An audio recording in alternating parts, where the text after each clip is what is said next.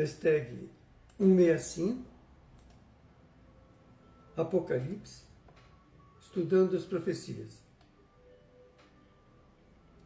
Falando ainda sobre a volta de Jesus,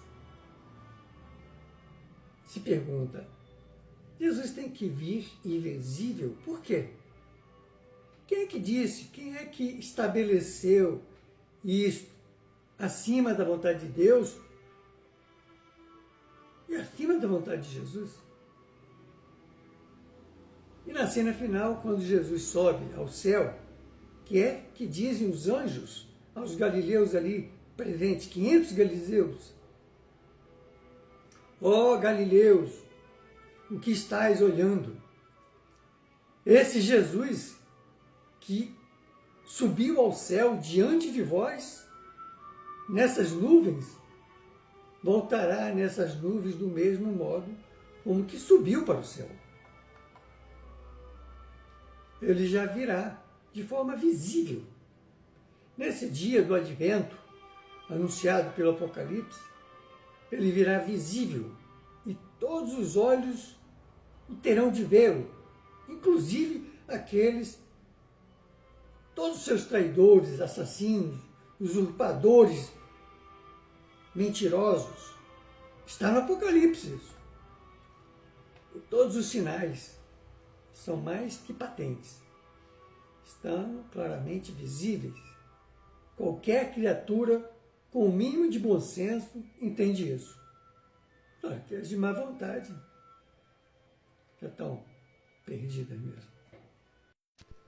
Pois bem, mas há tantas doutrinas falando em nome do Cristo e ele não tem nada a ver com isso. Ele não tem culpa nenhuma disso. E muitos leigos, ignorantes, até passam a ter um pensamento contrário a Jesus, por causa desse povo. É tudo feito pelos homens, pré-fabricado pelos homens, dizem que fala e faz em nome dele. Já passou da hora de derrubar todas essas ilusões e dizer o Cristo virá de tal maneira que todos saberão quem ele é. Não se iludam com os falsos cristos e falsos profetas. É muito cuidado que temos que ter, viu? Com todas as modalidades de anticristos que andam aparecendo por aí. Fiquemos atentos, porque a hora está chegando. Isso pode ser a qualquer momento, porque o calendário humano está sujeito a retificações. Ninguém se iluda. Jesus pode voltar a qualquer momento, quando lhe aprouver, quando determinar Deus, o Criador, né, com a sua permissão. E ao voltar, que nos encontre de pé, sem medo, fazendo a sua santa vontade, pregando bem, exemplificando bem. Nós já compreendemos que a queda de Babilônia é, evidentemente, uma queda moral, porque, antes de tudo, é espiritual. Babilônia significa igreja mundana, mundial, a parte podre de cada religião, e é, infelizmente, a maior parte da humanidade. Só a minoria são realmente integradas, ou integrantes, naquele grupo dos 144 mil, aqueles que estão realmente salvos para o Cordeiro de Deus, que tira o pecado do mundo. O mundo avança numa loucura quase completa, na perseguição de poder, de riqueza e honras humanas. Mas nessas coisas a igreja toma a dianteira, sancionando assim as caras o que o Senhor Deus estritamente proibiu através do Cristo. Onde estiver o vosso tesouro, aí estará também o vosso coração, disse Jesus. Se as igrejas estivessem unidas como deviam, quantas pedras de tropeços poderiam se tirar do caminho dos pecadores? Se não fossem as falsas doutrinas inoculadas nas mentes dos homens, como abalaria o mundo as verdades simples do Evangelho e do Apocalipse? Bom, mas infelizmente o mundo é dominado pelas falsas doutrinas, como se tivesse sob influência do mais poderoso narcótico. E nesse ponto, até Lenin tinha razão quando deixou uma sentença de morte.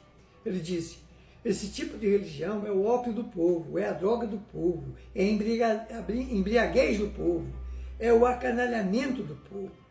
Claro que o anátema de Lenin não se aplica à verdadeira religião.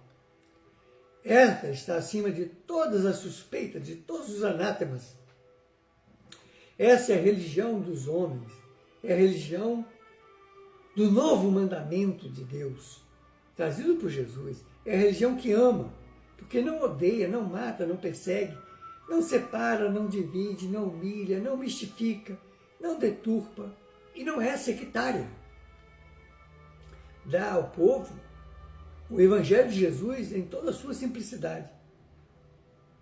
Vindo agora, mais particularmente, a aplicação da profecia referente à queda de Babilônia, vejamos a atitude do mundo religioso com relação à possibilidade de tal mudança quando chegou o tempo para a proclamação desta mensagem, com referência à primeira mensagem por volta do ano de 1844. O paganismo era apenas apostasia e corrupção logo no início e ainda o é. Não é possível uma queda moral em relação a ele. O romanismo, durante séculos, tem descido tão baixo a escala quanto é possível a igreja cair. Não há campo para uma queda moral dessa igreja. Dois grandes ramos de Babilônia estavam, portanto, quando chegou o tempo da segunda mensagem.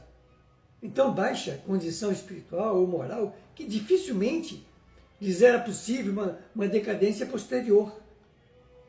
Não acontecia, porém, assim, nada, como o ramo protestante desta grande cidade.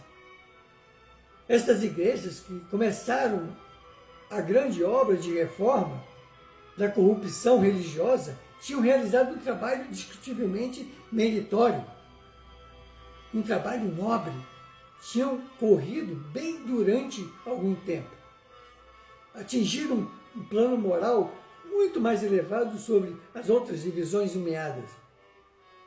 Estiveram, numa palavra, em tal posição que lhes era possível uma queda moral. A conclusão inevitável é, portanto, que a mensagem anunciada, ou melhor, anunciando a queda, se referia quase completamente às igrejas evangélicas.